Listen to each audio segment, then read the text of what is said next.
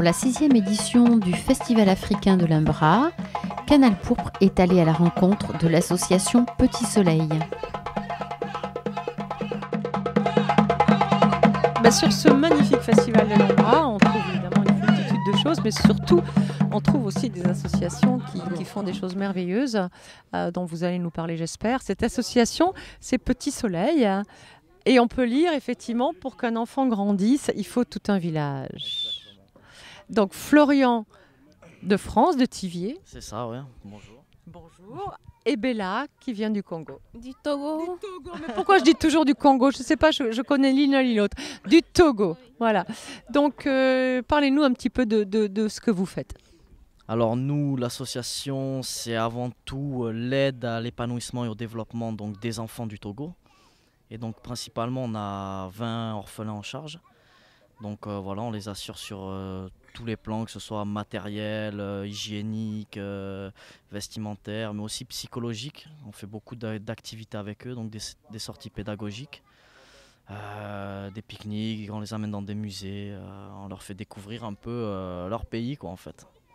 Alors c'est une association dans le nord de la Dordogne qui a été créée à peu près il y a 5 ans pour justement travailler, sensibiliser ici et là-bas d'ailleurs. C'est ce qui est très intéressant, c'est aussi ça qui nous a interpellés, c'est que c'est une association qui travaille conjointement avec Bella, qui est présidente de l'association là-bas sur place.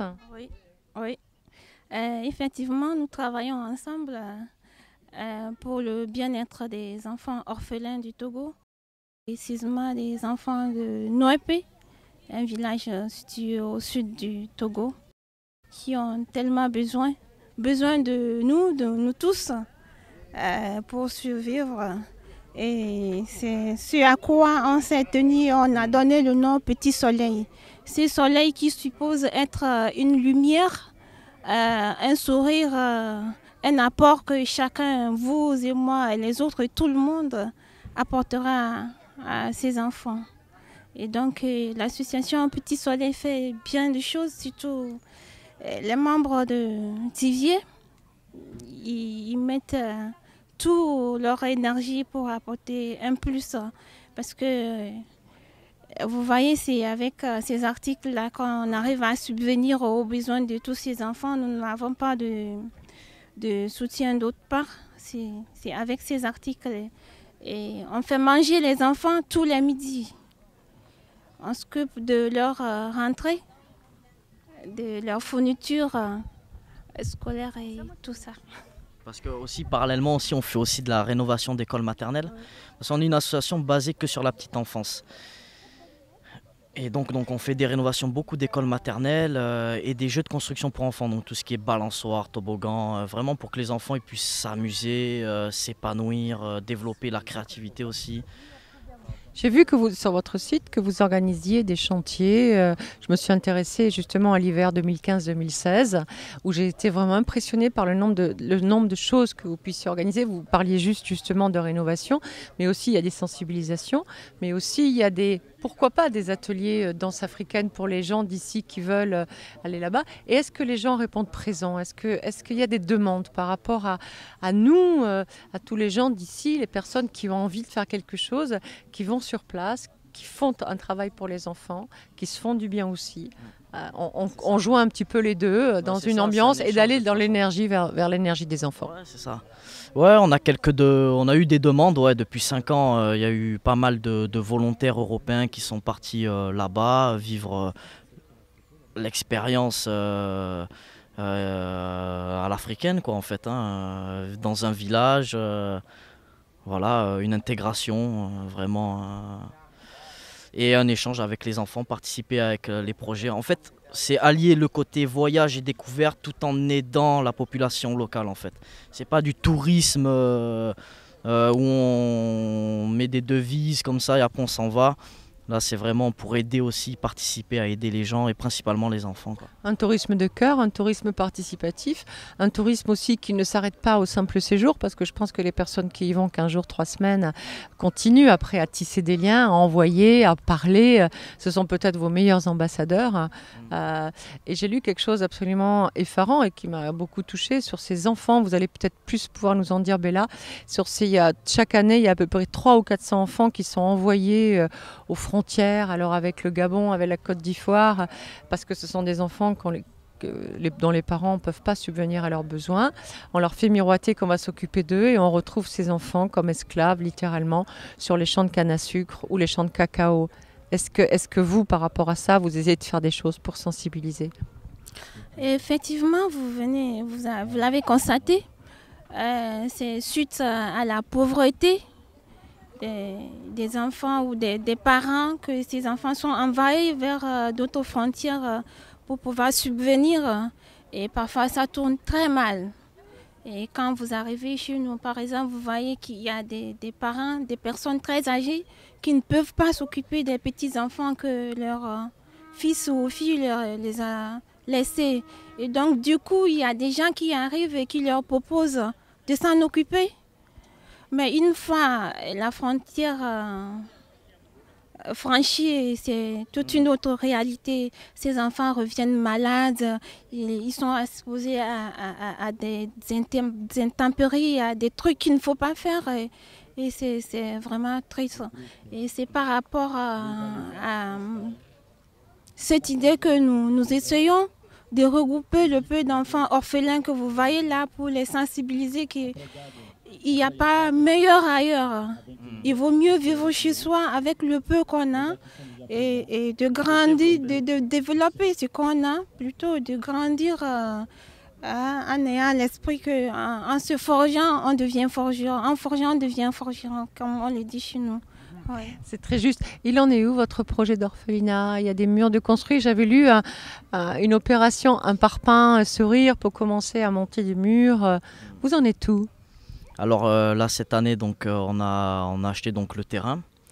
Et puis ben, là, voilà, hein, petit à petit, l'oiseau fait son nid, comme on dit. Donc on est en train de construire pour le moment les clôtures. Et puis on espère que ça arrivera bientôt. Ouais. Mais ça évolue, en tout cas ça évolue. Ça évolue. Petit à petit. Aller lentement. Peut-être demander un financement participatif. C'est-à-dire avec... Bon, nous, on est quand même axé sur l'autofinancement, l'autogestion aussi. Donc, d'ailleurs, il y a 2 ans, on a acheté un terrain d'1 hectare où on emploie 10 paysans, on fait de la culture en fait. Donc, les bénéfices, c'est réinjecté dans les projets directement. Donc, voilà, on s'autofinance tout en essayant de faisant participer les gens sur place, le plus de gens sur place. C'est pour ça qu'on travaille avec plein d'artistes togolais pour justement déjà leur faire connaître leur art et puis aussi leur donner de quoi subvenir à leurs besoins aussi et de valoriser au final la culture africaine, principalement togolaise. Oui, j'ai vu sur votre site qu'il y avait vraiment des merveilleuses choses, alors de l'artisanat, on va faire le tour des bijoux. Il y a quelque chose qui m'a interpellée, que j'ai trouvé absolument superbe, c'est ces petites boîtes, hein, vous les appelez des petites boîtes... Proverbes. Des petites boîtes à proverbes décorées avec des petites graines dedans. Donc ces petites boîtes à proverbes, ces petits bracelets, ou alors les colliers, ou le beurre de karité, qui me semble d'excellente qualité, sont effectivement des choses qui vous permettent de recueillir de l'argent et de faire travailler aussi au niveau confection. Vous travaillez avec des femmes, c'est vous, Bella, qui êtes en charge de contacter ces femmes, de travailler avec ces ateliers de femmes pour la confection notamment des petites robes, des petits sacs. Au fait, on travaille ensemble. Oui. Quand il est au Togo, on contacte Missy, que vous voyez là. Pour les bijoux. Voilà, c'est ça. Ouais. Et on contacte d'autres pour confectionner les habits. Il y a, je pense, oui. Et le beurre de karité qu'on achète à un paysan. Et c'est du beurre de karité nature. Ouais, il est 100% naturel quoi en fait. Il est pas, même la méthode d'extrait est sans raffinage. Bon, c'est vraiment un produit de qualité et pur, authentique en fait. Plein d'enthousiasme. Qu'est-ce qu'on peut faire, nous, pour vous aider?